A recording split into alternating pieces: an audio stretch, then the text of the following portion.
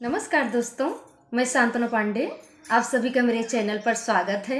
तो दोस्तों, आज मैं आपके लिए एक बहुत ही मज़ेदार नाच गीत लेके आई हूँ। अगर मेरा गाना अच्छा लगे तो लाइक शेयर सब्सक्राइब जरूर कीजिएगा। धन्यवाद। हमके बतिया में हरदम फूसेला वैनन दे, हमके बतिया में हरदम फूसेला वैनन दे, तार दई के तू ही भैया कबूलाला ननदी हो, तार दई के तू ही भैया कबूलाला ननदी। हमके बतिया में हरदम फूसेला वैनन दे हो, तार दई के तू ही भैया कबूलाला ननदी, तार दई के तू ही भैया कबूलाला ननदी।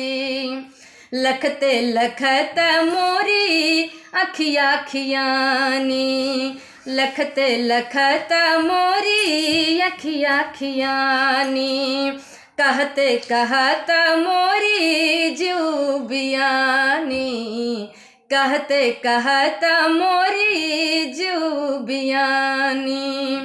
हो इनका गम नहीं कौनो जुगत लगावा ननदी, इनका गम नहीं कौनो जुगत लगावा ननदी, तार दई के तू ही भैया कबूलाला ननदी, तार दई के तू ही भैया कबूलाला ननदी।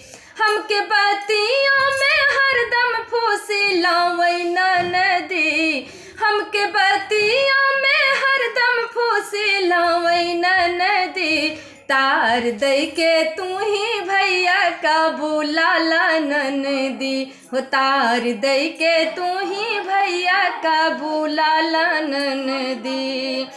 दिन और रात कटे यसुआ बहा के, जियरा के चेत बानी पत्थर बना के, दिन और रात कटे यसुआ बहा के, जियरा के चेत बानी पत्थर बना के।